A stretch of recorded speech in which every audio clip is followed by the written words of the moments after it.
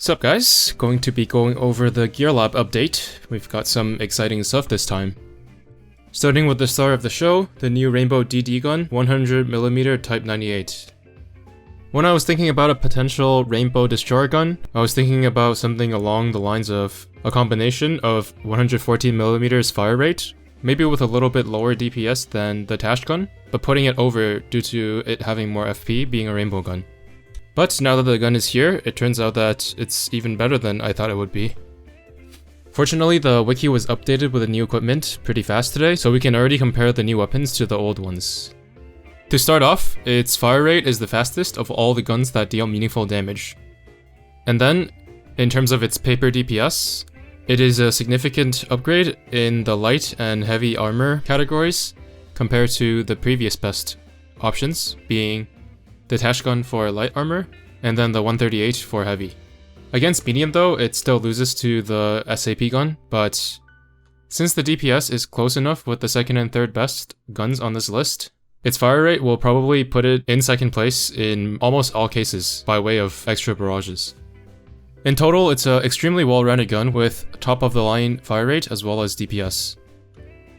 There are a couple of shortcomings, I guess you could say, but I'm really just nitpicking at this point.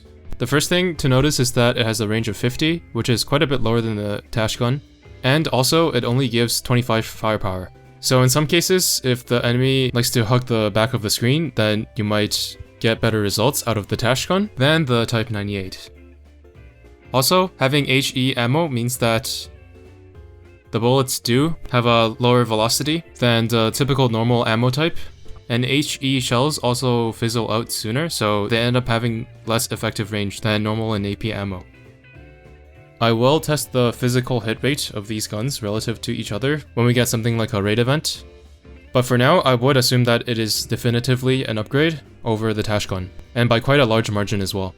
Its low firepower stat makes it not too impressive as an auxiliary gun, but I think it's fair given how strong its specs are. The ships that will benefit the most from it are the ones that can take advantage of both its high fire rate and DPS. Or another way to think about it is ships that had a hard time choosing between using either the Tash gun or the 114mm. Some examples would be Yudachi and Laffy. Kitakaze also gets a pretty decent upgrade, seeing that the gun is IJN, but the raw DPS isn't that great, so relatively speaking, she doesn't benefit from the HP mods of the gun as much as other destroyers do. The gun is also fast enough that it could potentially be better than the blue guns on Shimakaze, and other ships that prefer to take the fast blue guns over a traditional destroyer gun. I should also mention that back when I tested the 76mm as well as the 120mm destroyer guns, that the absolute cooldown was not counted properly within the game itself. But in a good way, in the sense that the absolute cooldown in-game is actually faster than 0.26 seconds. So we'll have to see if this Type 98 is also fast enough to do that, and if it is, then its DPS could be even higher than what it shows on paper. Next up, let's move on to the new fighter. This is another rocket plane with no interception, and its only redeeming quality is that the rockets have a better modifier against heavy than the two old rocket planes. Unfortunately, the damage is not particularly high, so even when you take into account the hit rate of 1,000-pound bombs, as well as the lower aviation scaling of bombs, it is still only a marginal upgrade in heavy DPS at the cost of interception, and dropping a pancake could mean that your carriers could be spotted when they otherwise wouldn't. Its cooldown is rather slow as well, but that could actually be helpful with adjusting your airstrike cooldowns. Overall, I would recommend maybe making a couple of these if you have the luxury to do so, but probably not worth upgrading to plus 13. Especially compared to the existing rocket fighters that have the best performance across all plane types against their preferred armor types. Next up are the new torpedoes. Their damage and reload are quite similar to the old magnetic quads that we have in the game, and they are slightly magnetic, but they travel a lot faster, so the tracking will not be as good, and I wouldn't bank on it to chase the enemy like the KMS quads. It also fires in a straight line. As you can see here, I have them equipped on Shimakaze with the orange tornado gear skin. It doesn't come out in a fan spread like traditional torps, but more like the HMS torp. The most unique thing about it is that it can damage enemy submarines, so it definitely has some potential in Chapter 14. but I'll have to do some testing before I can come to any solid conclusion.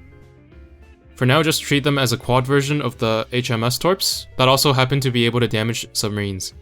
In terms of the purple equipments, I don't really see any uses for them, so I'm assuming that they're just upgrade steps for future editions.